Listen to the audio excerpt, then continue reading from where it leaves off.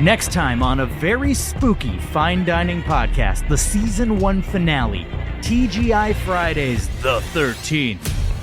Oh, you betcha, pineapple's gonna hit the fan as Michael's son Juicy, or in this episode, Juice son Voorhees, goes on a murderous rampage and no one is safe. It gets real spooky, it gets real bloody, and not everyone's gonna make it to the end of the episode. Who will live, who will die? Listen to Fine Dining, the search for the most mediocre restaurant in America, break down a trip to TGI Fridays based on the atmosphere, the service, and the food, and try not to be scared to death. Hear the thrilling finale of Fine Dining, Wednesday, October 25th, wherever you get your podcasts.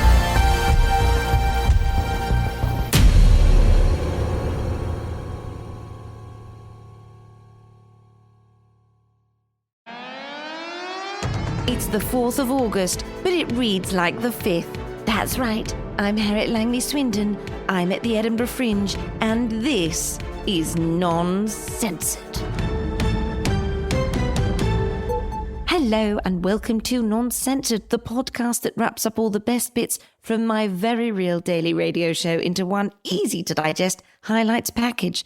I'm joined as ever by my producer Martin, and what a show we have for you this week, eh Martin? Yes, indeed. And it's an extra special show this week because it's coming to you from Bonnie Edinburgh. Okay, the news. Where we are both taking part in the Festival Fringe. Harriet's in a show with Rosie Holt MP called That's Politainment, about which more later, and I'm running tech for 2 shows, Buffy Revamped and Friend, the one with Gunther. Oh, Martin, please, this isn't the place for coarse advertising. Honestly, you might as well have said Buffy Revamped is on every day at 8:15 at the EICC, not Wednesdays, and Friend, the one with Gunther, is on every day at 4 p.m. at the Gilded Balloon, not on Wednesdays. Have some dignity, Martin. I'm sorry, Harriet. Does that mean we shouldn't mention your show either? My show, That's Politainment, which is on every day at 8 p.m. at the Pleasance Courtyard, but not on the 15th. No, we can mention that, Martin. We can also mention some exciting news. We will be recording a live episode of Non-Censored on Thursday, the 7th of September at the London Podcast Festival at King's Place. We had a wonderful time last year, and we're delighted to be back. Tickets are available from kingsplace.co.uk. Well, don't forget you can email us questions, complaints, and corrections at noncensoredpodcast@gmail.com. Also, any feedback? Tell us about the guests you like, and we will make an effort to get them back on. But let's move on to this week's show and the shocking news that Donald Trump has been accused of criminal activity. Would you say that was shocking? I certainly would. And so would Trump's lawyer and friend of the show, Chip Randy Jr. III, who joined us this week to discuss this outrage. Let's take a listen. Chip, how wonderful to have you back on the podcast. It's been a while. It has really great to be on the podcast again. Really, really great. And once again, having you on to talk about a very, very important issue. And this is the problems plaguing Donald Trump. Now, firstly, I must ask, before we go into details, what's his mindset like? You know him, you spend time with him. How is he doing? Donald, Donnie as I call him, he's fighting fit. He's positive, and he thinks this whole thing is absolutely absurd. And what about Biden? Nobody's talking about Hunter Biden, and that is the issue of the day. That's what he's thinking. Yeah, no. This is. If you don't mind me jumping in, Chip, it's producer Martin here again, and I mean the whole thing is absurd. I'm sure everyone would agree, but sure. Rather, in my opinion, that he's got away with it for so long. I mean, he has got away with it, Marvin. Marvin, you're absolutely right. He's got away with it so long. And what is the Biden brand? It's absolutely absurd. He's selling the Biden brand. I mean, what is the Biden brand? He's getting away with it far too long. Lock him up. Lock him up. That's what I said. Also, okay. He's so old. Well, I actually was referring to Donald Trump You know, the man's been indicted. What is it, the third time? It's a madness that these legal proceedings keep on pursuing him, and he thinks he can get away with it. I mean, do you really believe that he's an innocent man?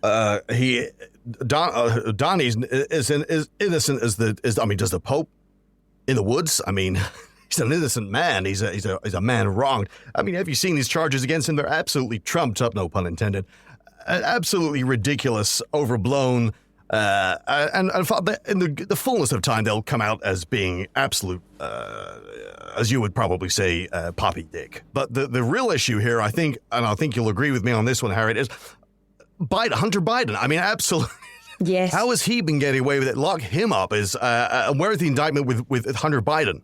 And it's so true, Chip. And also, let's not forget, Chip, Hillary Clinton's emails. The whole world has gone mad. We're focusing on entirely the wrong things. Hillary Clinton, where is she now? Huh? Where is she? Yeah, where is she? Don't Where see you around very much, Hillary Clinton. No, she's too busy claiming the election was stolen from her back in 2016. That's the thing. May well be the case, but the issue that we're, of course, focusing on is Donald Trump's current predicament, which is largely down to the insurrection. Is what to do with all the money, all the support he's getting from the groundswell of support in relation to Hunter Biden and his absolutely egregious absolutely. I mean, why? We need to be focusing on him, I believe. Is that what we're talking about today? Yeah, well, we are. I mean, let's talk a bit about Trump's charges, because he has been charged with obstructing rights. I mean, do you think that Trump did anything wrong? Absolutely not. No. I mean, at all times he was consulting. You know, every decision he took on January the 6th was in consultation with all of his attorneys and authority legal, and he will be found out to be innocent, I think, is the main thing. But you know who is not innocent? Who, Chip? Hunter Biden. Hunter Biden. Hunter Biden. Yes. And this is the thing, isn't absolutely. it? The Democrats don't want to talk about that. They don't want to talk about it. They don't want to talk about it, no. And if you look at it, the Democrats have been cheating elections for years. And has anybody called them up on it? No. Where's Clinton now? She's sitting on their island paradise, eating pizza and contesting all the elections. Well, I think that the pizza claim there is, not warranted. We don't know what she's eating, to be fair. So, Hawaiian. She's a type of woman who likes pineapple on her pizza. I imagine she's more sort of quinoa salad. Well, no, we all like a quinoa salad, and a Hawaiian pizza actually is quite refreshing sometimes, in my opinion. But the one thing that she hasn't done is attempted to defraud, or been accused of defrauding, the U.S. government. Yeah, well, that's what the deep state will. Marvin, that's what the deep state will want you to think. I think if you look into it, even did your research on your little podcast, I think you'll find that Hillary Clinton has been behind quite a lot of evil in the world. Wow, including. Has she ever in her emails? Has she ever conceded? Did she ever concede that the election she was involved in? Did she really? Prove it. Well, no. She did concede. She conceded the next day. Prove it. Can you prove? Where's that proof? Where's the proof? Where's the proof, Marvin? Should be on YouTube, I think. YouTube. She put out a little video on YouTube. Did she, Marvin, saying, I conceded the election? I think you'll find she's not conceded to this day, Marvin. If you look at also Al Gore. Wow. What's Al Gore done? Well, he made that very boring documentary. Right. And he made the documentary about I think you'll find that was funded by the deep state as well. Climate change. Yes, absolutely. I don't think false. So. Well, let me tell you, I'm in Edinburgh at the moment, and it's raining every day. Edinburgh, yeah. I think you'll find it will rain in Edinburgh because the deep state put out that documentary funded by Al Gore, who also didn't concede. Neither did Clinton. I think you'll find since Reagan, every Democrat has been getting away with not conceding elections. And the second a Republican, a wholly Republican, does it once, the whole world jumps on him. I think it's unfair and it's a witch hunt. Oh, dear. Right. Okay. Can I just ask, Chip, how's this been affecting the campaign? I mean, there's a lot of money going into this, into defending Trump. It's not affected at all. It's like water for ducks. It's all hands to the pumps. And Donald is in great form. But Hunter Biden, what sort of money is going into his defense? He should not be defended. He should be hung out to dry, locked up. And I don't think they... And Hillary Clinton. And Hillary, they should be locked up together in the jail. They're great for each other. Those two reprobates. Really, they're good for each other. Okay. Chip? Did you say sort of imply sort of putting them in prison together? Because that would be really good for the socials if you could just say that again. Sure. Yeah.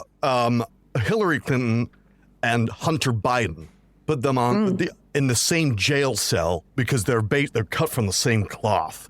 And, put them in Alcatraz on their own, a special jail just for those two. And then, and then have people come and poke them with sticks and maybe throw jars of urine at them for just absolutely burning the American flag, not respecting Christ or God. And it's a witch hunt. And where is Hunter Biden? And check those emails because you won't find them. Producer Martin, this is going to be really good for our figures. I mean, there's a lot of defamation here. You say defamation, sure, Marvin. I say facts. I say stone-cold facts. Harriet, can I just stop and ask you a question for a moment? I mean, sure, it'll be good for socials, but putting out lies... Yes, thank you, Chip. Untruths into the world to our audience, is there not a kind of responsibility here? Because even if 10% of our audience believes what's going on here, what's being accused, then, we're misleading. If 10% of our audience, what's that? We get about 100 people listening to it. Well, it doesn't matter. If one person believes the lie, then we've done some bad in the world. Martin, how long have we known each other? About, let's see, I met Jane in, 12 years? 12 years, yes, 12 years. And do you know what?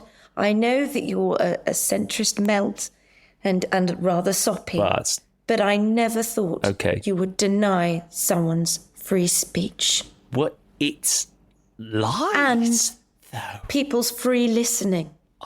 What? People are free to listen to what they want to. If they want to listen to what Chip has to say, and if what Chip has to say has no logic or fact, then that is their right as a human being, Martin. And maybe Amen, sister. You shouldn't be against human rights, Martin. Maybe you're just as bad as Hillary Clinton and Hunter Biden and putting out evil into the world. And actually, Martin, I think you should be very ashamed. And Martin, you're endangering free speech. And Chip, I'm so sorry. Yeah, I mean, Harry, you couldn't have said that better. You're endangering free speech. What do you say is dangerous?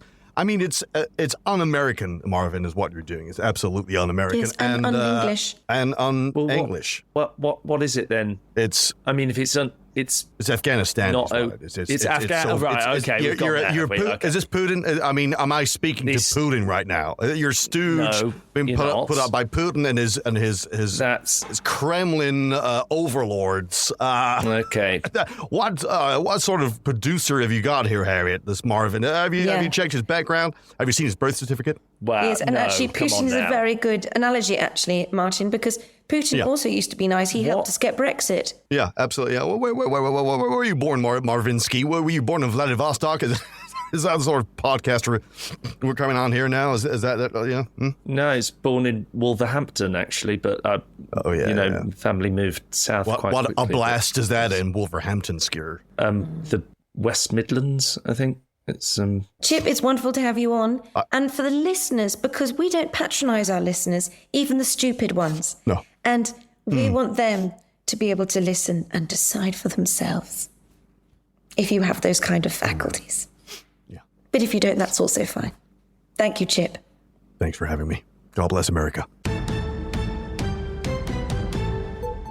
Now, as I've mentioned, I'm at the Edinburgh Fringe with my show, That's Politainment, Pleasant Courtyard, 8 p.m, not the 15th. Check the box office for availability. But it would be a gross conflict of interest for me to insist that I talk about it on this podcast in a colour piece, stroke thinly veiled advert. Yes, so Harriet very nobly demanded that I interview her co-star, Rosie Holt MP, and her director, Dan Clarkson, about her show. That's Politainment, 8 p.m, Pleasance Courtyard. Yeah, that's right. And the shows Buffy Revamped and Friend the One with Gunther are... irrelevant. Let's take a listen to Rosie Holt MP and Dan Clarkson. Rosie Holt MP and Daniel Clarkson, hello, welcome to the show. Hi. Hi, hello, hi.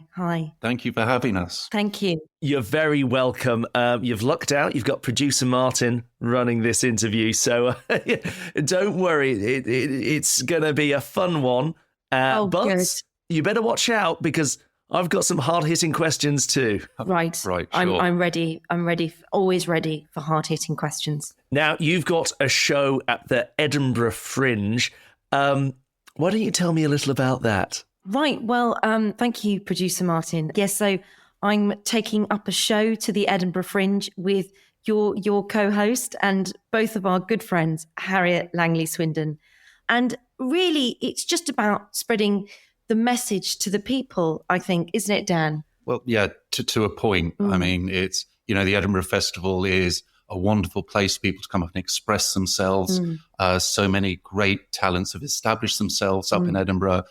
This probably won't be that. But it's nice that, I guess, the right wing are having a chance to say their piece. I guess that's a platform we maybe didn't know we needed. Well, I don't know if it's chance. I think what Dan means is that we need a strong conservative voice in this very wokey arts festival where conservative voices are suppressed, trodden down, and instead it's just a sea of clowns. A sea of clowns. Interesting. Clowns. By nature, they are very lefty and silly. Yeah. Well, I think, clowns is the opposite word, and why maybe Tory MPs are making such wonderful rises in the comic world. Thank you.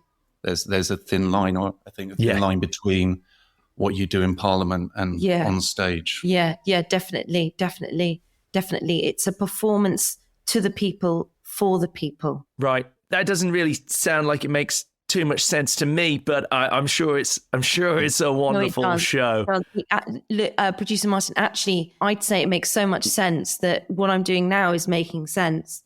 And it's all about making sense. And that's what I'm trying to do, is make sense of the sense that the sense is being put out there. That's certainly words.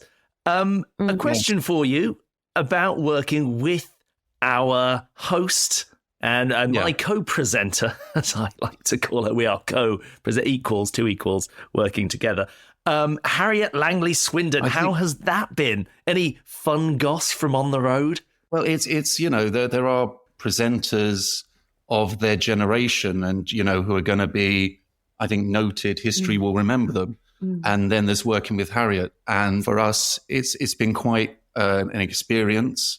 We had a note session today. She wasn't there. She hasn't been to any of them. But she's keen for the feedback. Well, keen to give her feedback, I think. Which, as a director, I've never been directed. So that's novel to have my directing directed by her. Turned back on you. Well, I think Harriet is a famed opinionist. And you can't put an opinionist in a box. She's going to have her opinions.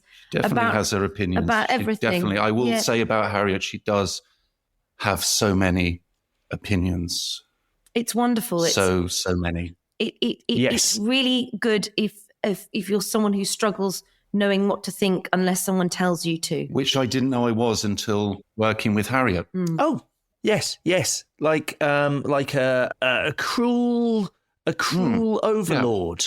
I like to think of her, but with fantastic hair. To be really fair. Good hair. Right. Well, that is interesting. Now you are taking up a quite an interesting space at the festival as what is probably the most right-wing show Thank you. available. Now, as far as I'm aware, none of the GB News team are up with shows this year.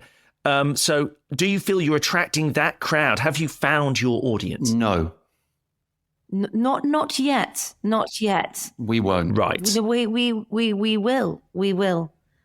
I think we're both very confident that we will. I mean, as you say, where are the GB News people? Where are the Talk TV people? Where is Andrew Tate? Well, in prison. But my point is, where are these people? They're not being represented. And that's what we're doing here. We're representing it. And we're just waiting for the little minority right-wingers to seek us out. I think there is an irony as well that comics, if they start to become too right-wing, leave the fringe and go to GB News, whereas Harriet, Rosie Holt MP have gone the other way. Yes, we're bridging the gap. It's a bridge that probably didn't need building. A beautiful, beautiful bridge. Yeah. Yes. With a troll underneath. Yes, a noble troll Interesting. with 3 riddles. Right. Okay. And the first riddle, if you don't mind. Well, Producer Martin, it can change from day to day. That's the thing. You never know what the troll is going to say. Yes. Interesting. So sometimes the troll may ask you Yes. some general facts. Was Donald Trump robbed in the election? And if you answer correctly, I'd say no. You wouldn't make it across the bridge. What would happen to me troll then? he would eat you. He'd attempt to. I'm pretty wily See, when I want to be. I also would have said no, and it's doing this show I've been taught I'm wrong for having those opinions.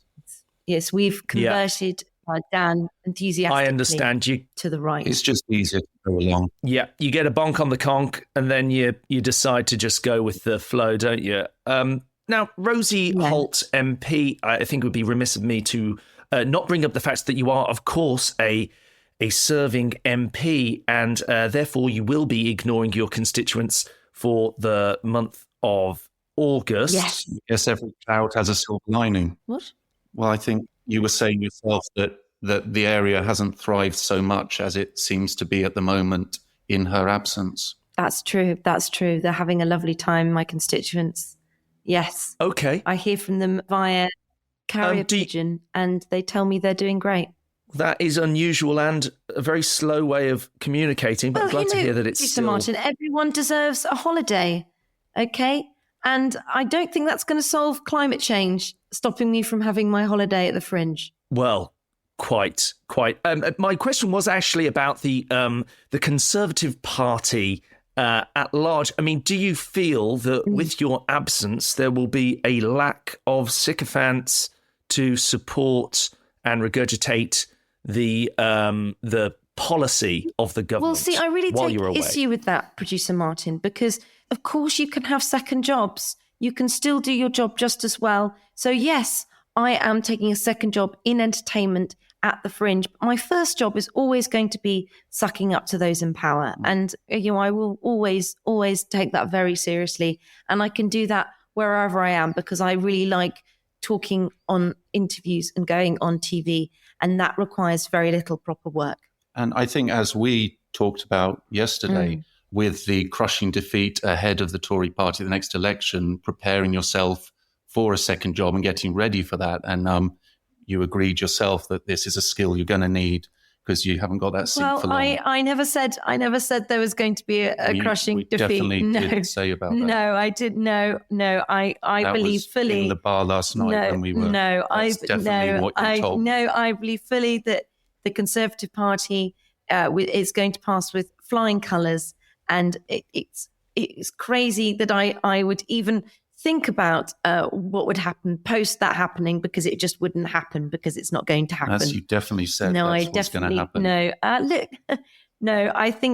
I think things were said in jest last night after a few too many sambucas. Well, you cried. And with happiness about the Tory party. And I think it's really wonderful, and we're doing really well. Thank you. And that, I suppose, is Politainment. Thank you. That's very funny. Which is funny because that's the name of your show, isn't it? That's Politainment. Yes. That's Politainment. Just one last quick question, if you don't mind. and it's rather about the challenges of performing at what is largely seen as a bastion of liberal comedy. I mean, both in the performances and the audiences. Do you find that you have, a struggle getting through to the people that are turning up to see it, if indeed there are any people turning up? So far, no people. No, lots of people. Just because people aren't people, they're still people. But it's not at all. The thing is, Producer Martin, is I am like a plucky little David fighting the Goliath of woke alongside other plucky little Davids like Rupert Murdoch or the government. And that's what people come to see. They come to see me fighting the woke.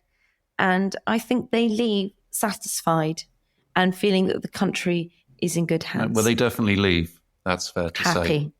Well, no, they just leave. They don't need to see the whole show because they go in and they think, yes, we're in safe hands. The country is fine. What wonderful people we have leading it. And so they don't need to see more than 15 minutes. And just finally, while I do have you, are you willing to reveal who's been funding this show? I hear that there's an organisation that has channeled money into allowing it to happen. That's true. Yes, really, very sweet, really lovely, really gorgeous, very kind-hearted organisation that will remain nameless. You said who it was yesterday again. Yeah, I didn't. Oh, okay. No, All right. At the bar, you literally said the drinks were on them you bought for the room. No. Oh. No. Are you sure? No. Well, Rosie Holt MP, Thanks. Dan Clarkson, thanks so much and good luck spreading whatever it is that you're doing up there.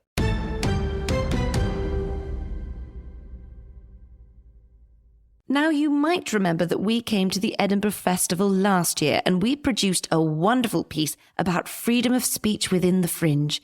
And we weren't really thinking about just repeating what we'd already said about freedom of speech, but then we looked at the Telegraph, the Times, the Evening Standard, the Critic, Unheard, Spiked, the Mail and the Express and thought, if it's good enough for them. So here's our report from last year's Fringe. Enjoy.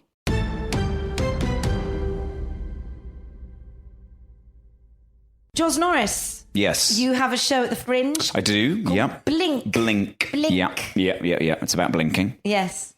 Loosely. Loosely about blinking. Yeah. Is that because you thought you wanted to do a show about other things, but you had to restrict it to blinking because of cancel culture? Yeah. Obviously, there's a lot of stuff that I really wanted to talk about. Things that just you get shut down as soon as you start trying to make a show about them. So I've ended up having to strip it right back to kind of the most banal thing it's possible to do. Like everybody blinks, without really thinking about it. So I've really been pigeonholed into making a show essentially about nothing. And I think that is because of cancel culture. Yeah. I think that's because all the juicier subjects you can't talk about. You're not allowed to talk about them anymore. Oh, yeah. I think that's tragic. Yeah. I mean, now, as you know, this podcast is a safe space. Yeah. And that's great. We need more safe spaces. We need to create that we need to enshrine freedom of speech and let people say their truth. Absolutely. I think it's really important. I feel threatened a lot of the time. So to have any kind of safe space really is a real bonus for Martin me. goes to sit in the cupboard sometimes for his safe space. Wow. Yeah, that's a good idea. Is it a big cupboard? It's not that big, no. Okay. Sometimes you forget he's in there, though. It's very disconcerting. I often feel quite threatened going down the street. Seagulls. If I've got chips or whatever and they kind of hover around, I find that quite threatening. Which I guess isn't really cancel culture. I think that's a metaphor. Yeah, it's with the wokey left. Yeah, it's a lot like the kind of threat that we live under all the time with cancel culture, or it might just be like my anxiety, and I'm not very good at going out in public. No, I think it's cancel culture. Yeah, it's probably cancel culture. Yeah, it's easier to say it's that than for me to do any work on myself, I think. So, Jos, what did you want to do a show about? What did you want to talk about that you couldn't? Because you can tell us here. Well, okay, thank you so much for the opportunity. It's so hard to speak your truth these days because, people's voices are being taken away from them. I really wanted to do a show about Rayman 2, The Great Escape, the computer game from 2002, and how it's the best computer game. Right, I'm not familiar with that. Can you explain? You've never played Rayman 2? No, I don't. Well, this is why I wanted to make a show about it, because people have forgotten. You know, there's gaming culture is so huge now, and everyone's forgotten Rayman 2. He's got a sort of yellow face and arms he's like a charming rabbit kind of thing. Did he get cancelled? Is that why we don't It's hear not it that he got anymore? cancelled. It's that, right, okay, I remember talking about Rayman 2 all the time, all through my tweens. Oh, yes. It's all anyone could talk about was how good Rayman 2 was. And these days I bring it up and people do not want to hear about it. I bring it up at parties and go, hey, who remembers Rayman 2? And people go, what do you want about? Shut up. We don't understand what this is about. Yeah. And that's cancel culture. You know, I'm being silenced for trying to talk about how Rayman 2 is actually a really good game. I mean, listen, I don't want to, because I agree with you, cancel culture is a real problem. Yeah, it's awful. Do people not want to hear about it just because it's sort of dull and weird and nerdy? No, I don't think so. Do you think it's because they prefer to talk about Crash Bandicoot? Yeah, probably, yeah. Or some other... Well, bit more mainstream. Yeah. Crash Bandicoot more wokey. I don't know about... Crash Bandicoot would sort of like spin around a lot, which I guess that's quite woke, isn't it? Always as kind of... Spyro. Yeah. Rayman liked to throw his hands at things. That was his big thing. That's the thing, isn't it? You can't really throw your hands at stuff anymore. If you do that, you're being too hyper-masculine. Yeah. He was quite a masculine character, actually. Anymore. No, you have to be a little purple dragon. Yeah. Well, yes. But it would have been great. I would have had, there were going to be characters, there were going to be sketches all based on the plot of Rayman 2, The Great Escape. And were you going to throw your hands at people? I never really got that far into the development of the show because every time I brought it up and said, hey, do you like Rayman 2? People would just go, not really, don't know what that is. Once again, I was cancelled. So I'm sure, would have created an amazing set piece where my hand flew off and flew into the audience and maybe like smashed a cage. He was always smashing cages. So I would break a cage or something. I think it would have been really funny. Do you think the audience would have been ready for Rayman 2? I think, they were ready for it in 2000. Yes. So if they were ready for it then, it's just, it's this whole thing of like, everyone's always trying to modernize, you know, like we've always got to move forward. And like, what's wrong with the past? You know what I mean? What's wrong with Rayman 2? Or Rayman 3, Hoodlum Havoc, which came out in 2004 and was also really good. I didn't like it as much as Rayman 2. It seemed a bit too knowing. Like, it lost a lot of the charm of Rayman 2. Rayman 2, it's a French game, and all the characters spoke in a sort of nonsense language. And then Rayman 3, they hired American voice actors. John Leguizamo played Rayman's best friend, Glowbox. And to me, it became a little more commercialized, a little more corporate. This was the sort of stuff I was going to be talking about in the show, trying to get these points across that people have forgotten. People are not honouring their history. I'm very anti-cancel culture, but I do feel that maybe Rayman 2 should be cancelled. What? I've just been finding this whole conversation quite trying. But you're one of the fiercest advocates of free speech and one of the most fearsome critics of cancel culture. Right. And you're telling me that me here speaking my truth and saying Rayman 2, The Great Escape was really good. Does anybody else think that when they brought in American voice actors for Rayman 3 Hoodlum Havoc like John Leguizamo, it was a little bit of a shame and kind of spoilt some of the charm of the series? You're telling me that I can't say that. You're just another one. You're just like everybody else. You pretend to be a freedom fighter, a warrior for free speech, but you don't want me to speak my truth. You're shutting me down again. Can we cut this? I'm sorry. I'm upset. Jones. I know it's not you. It's the entire culture. But I feel oppressed. I don't want our podcast to explore Rayman 2 or 3. I think I can cut it out once he leaves, but it's probably best we just calm him down first. Do you guys want to play a bit? I've brought it with me. Producer Martin will. I'm quite busy. We can maybe like play the first couple of levels or something. Sure. We could do that. That would be great. Okay. You could play it in Martin's cupboard. Yeah. Oh, yeah. I'd like that. Can we fit a PlayStation in there? Yeah. Sure. Okay. Come on, Joss. Thanks. Okay. Here we go. And we spoke to the comedian Davina Bentley, who rather unfortunately also turned out to be a lawyer. Let's have a listen. So we have Davina Bentley with us. She is a new comedian navigating the hard and often crushing world of stand-up. Davina, welcome to the podcast. Hi, thanks so much. I'm not that new, bit new. Right, we want Producer Martin, we wanted a new comic. Fresh. So you still Fresh. I'm very fresh. Here with a new show. Right, okay, fresh comic, fine. When's your show? It's on every day, 7:40 at the Caves. It's called Never Again 2. Never Again. 2. The sequel. 2, the sequel. Do we need to have seen Never Again 1 in order to understand? No, it's you can, like on Netflix, it's like they do the recap. There's one of those At the beginning. Okay, that's great. That's great. So that's good. So you don't need to see what happened in the first one. Okay, it's actually quite clever, isn't it? It is rather clever. Now, Davina, as a fresh comedian, do you find it's hard because there's obviously this cancel culture ever looming? You can't say anything anymore. Is there things that you're having to admit from your stand-up? Yeah, absolutely. I mean, I don't know if it's because of cancel culture, but I wanted to cancel people in my show. I wanted to call out like a lot of sex predators or comedians, and you're not allowed to cancel them because of defamation law. So that's and no, also, that's different. No, that's different. You're trying to cancel them. Yeah. So therefore, they need to protect themselves.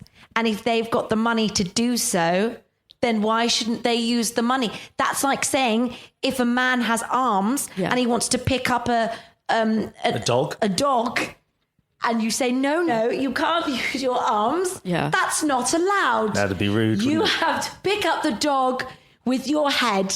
Sure. That's what you're suggesting they do. Well, as well as being a stand-up, I'm also a lawyer. So just briefly, like okay. You did not do your homework. Well, I didn't think it was going to come up. Right. Yeah, it's come up.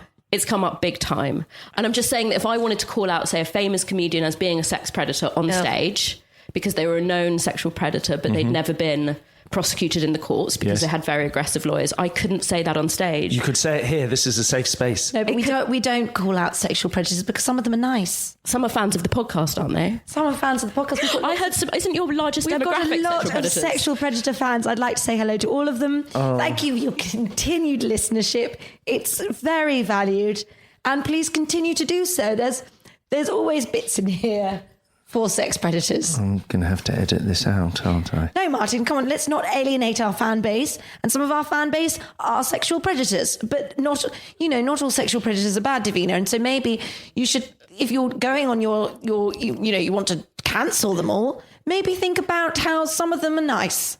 Yeah, no, look, I take your point. Yes. I do take your point, and I think that Martin's sweating quite profusely.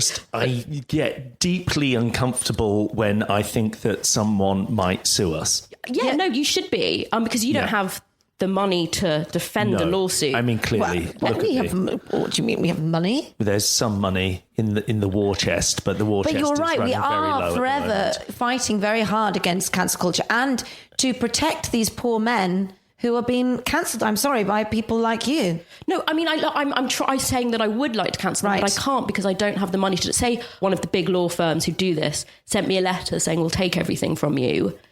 I wouldn't be able to defend, I'd have to remove that stuff from my show. But look, I know it's really hard to get an audience. And I think that's the important thing here is that we have an audience. No, I know. But as a lawyer, could you not defend yourself in a kind of Erin Brockovich type style? I haven't actually seen that film, but I imagine that's what she did. She does. She defend herself?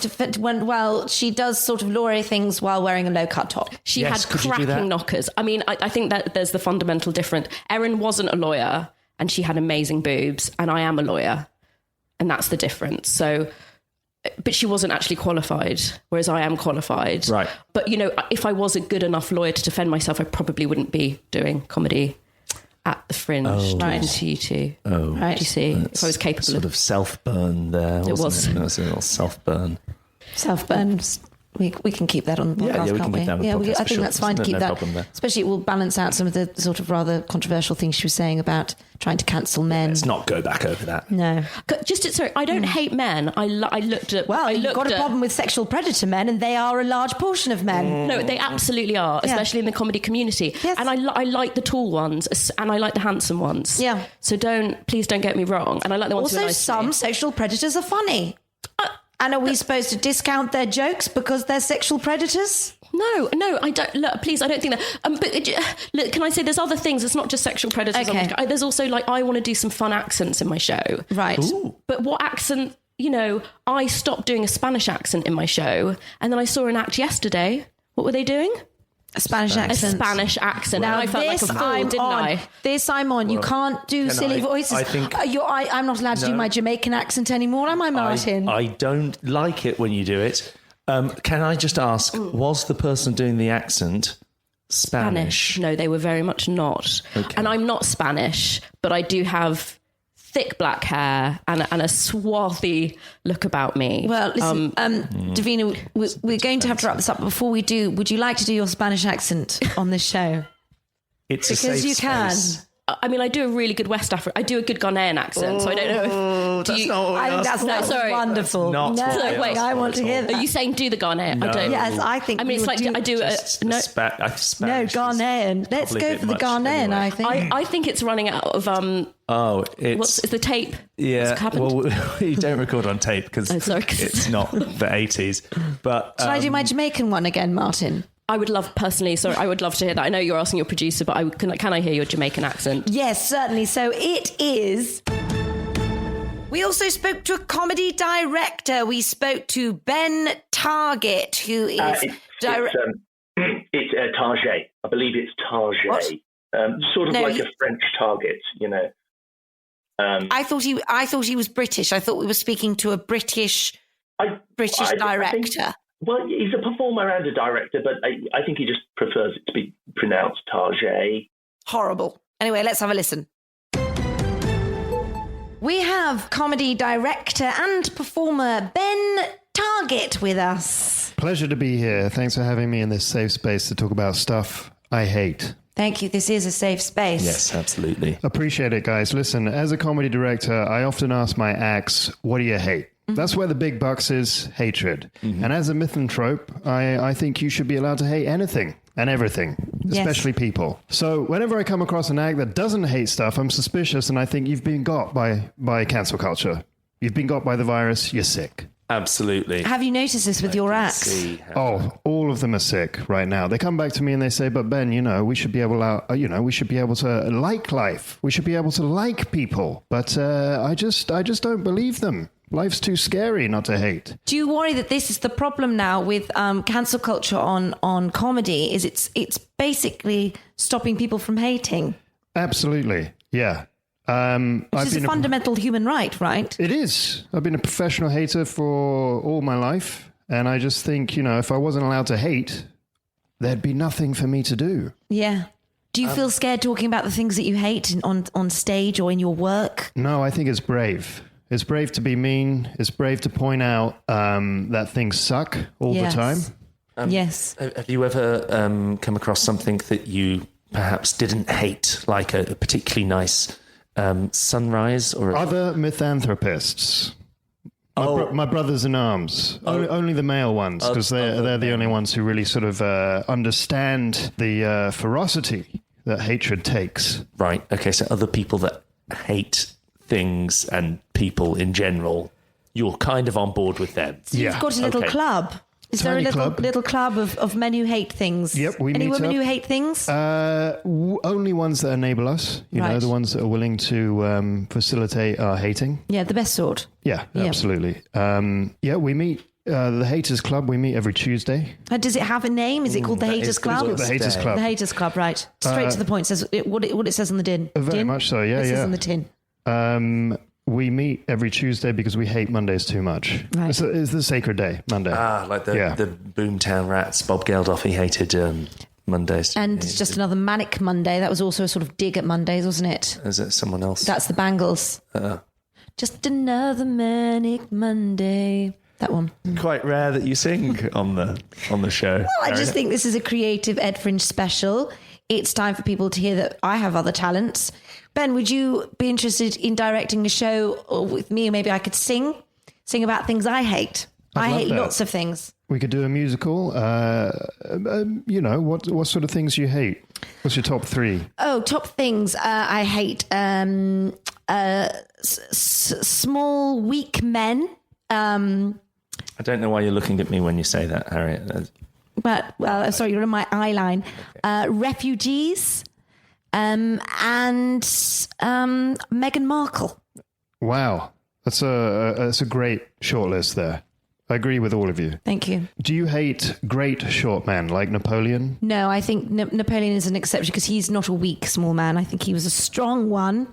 Mm-hmm. Did some wonderful war, a lot of warring. I think if you're warring, you're not weak. You're making up for it. I think really short men should go to war.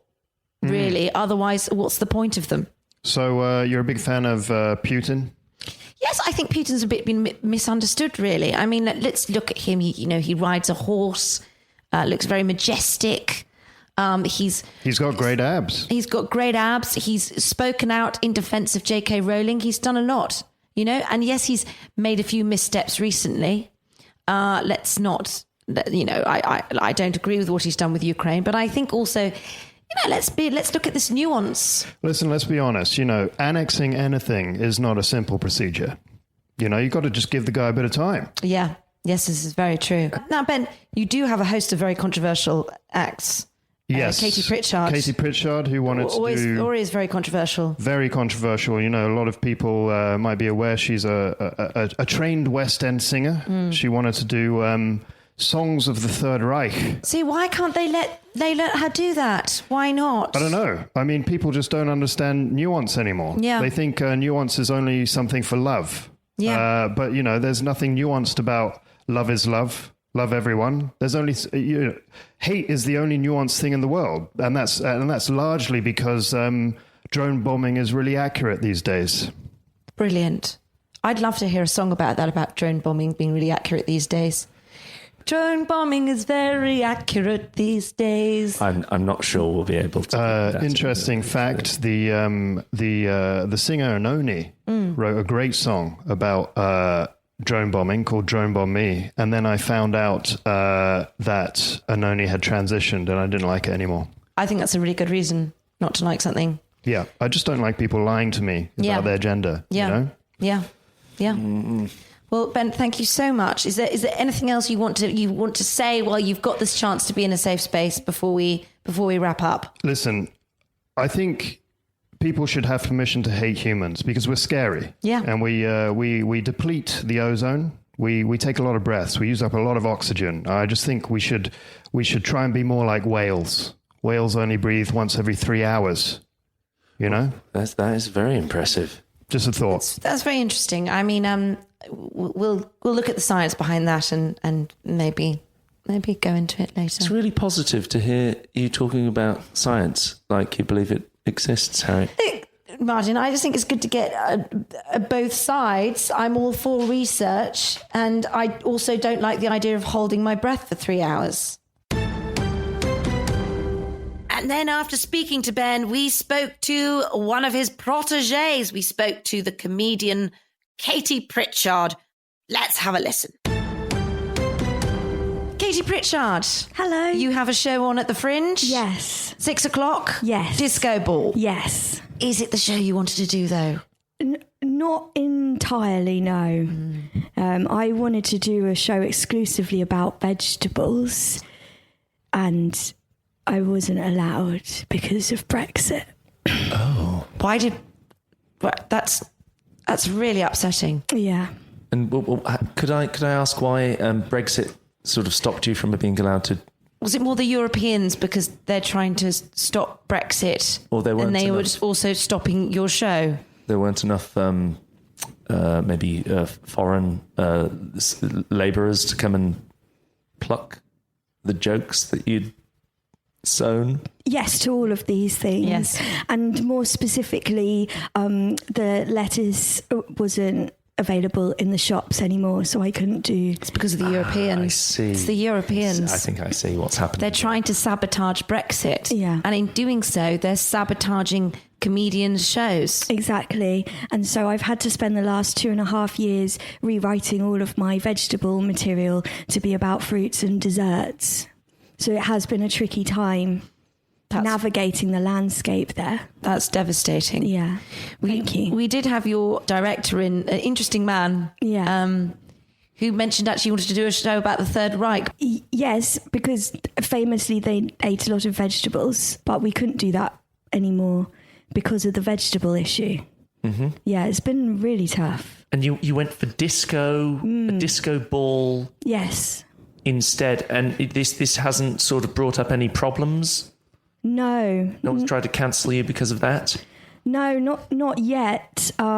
We did float an idea of using new metal balls, but everyone thought that would be a bit too much, and we didn't want to tip the scales the wrong direction. Yeah, it's a balancing act, really, isn't it? Yeah. Especially when metal's involved. Exactly. And when you're an edgy comedian like I am, you have got to be careful about tipping the balance in the wrong direction. You don't want the wrong kind of people coming into your show, being all offended because of the vegetable material. Do you feel that lots of people would get offended by the vegetable material? Oh, 100%. We've had a lot of walkouts when I was working on the show before, which is why we had to change it to fruits. And now I seem to be attracting the right kind of people, big fruit fans coming in. Katie, what vegetable in particular did you really want to talk about? Well, I'm not even allowed to say its name. This is a safe space. Unless it's racist or really... No, that's fine as well. I'll probably cut that I've out. been given a subpoena that I can't even say this vegetable's name. Could you say what it rhymes with? Annette? I have no idea what that is. It's a loose rhyme. If you looked on Rhyme Zone, it would come under loose rhymes, not exact rhymes. Is that Like a pear? a pear? A le? It's probably... Is it a vegetable that we're trying to find? A lettuce. That's a very bad rhyme. It's good that you couldn't figure it out, because if I appeared in a recording with you saying the word, that would even be bad for the... That's very fair. We don't want to get you cancelled. No. I mean, it's hard enough with the woke left, sort of, they're sort of wafting around the fringe like little ghosts, trying to peck at little comedians. This is it. And famously, I don't like ghosts. They have no place in my show. Yeah. None whatsoever. If you don't mind me jumping in just to ask a question, you spoke briefly there about getting the right audience in and not getting the wrong audience in. What makes a good audience member in your show? Someone who is prepared to come in, listen to my material about fruits and desserts, and stay there while I do it. An obedient person. And not throw things at me. That seems fair. What do they throw at you? Well, they've been throwing tomatoes. Apparently tomatoes fits in the fruits bracket. It's not a vegetable. It's not a vegetable. Oh, wow. Technically oh, goodness. fruit. And this wouldn't happen if you were doing your show about vegetables, because they wouldn't bring tomatoes. They'd be bringing harder stuff. So that's why we've changed it to fruits. Goodness. Fruits are famously softer than vegetables. That's a good idea. In the most part. Katie, do you think you're representative of most performers at the Fringe? I'd like to think so. I'd like to think a lot of performers are similar to me in that they go out there every day. They say things they vehemently believe in. They talk about the big issues like desserts and fruits. And they go home and have a nice little sleep. So that's good to know, because I think we were going to talk to quite a few performers, but maybe we don't need to. No, I think Katie's very clearly indicative of all of them. Yes. Especially the tomato throwing. Would you say I'm a voice of a generation? Yes, I'd say you're a voice of a comedy generation, specific niche generation. That is great, because I have been looking for more poster quotes, so... You can use that. Thank you so Harriet much. Langley-Swindon, voice of a comedy generation, and then in a lowercase, that's quite a niche generation. Katie, thank you so much for joining us. Good luck with the Fringe. Thank you. Well, that's it for this week. Like, subscribe, tell your friends, buy tickets to the live show on the 7th of September at kingsplace.co.uk. Follow the Out of Context Non-Censored Twitter account and keep those questions coming to noncensoredpodcast@gmail.com. Get well soon, Ijan Akbar, and thank you to Rosie Holt, Brendan Murphy, Paul Dunphy, Dan Clarkson, and Ed Morrish. I'm Harriet Langley-Swindon, and we'll be back next week for more Non-Censored.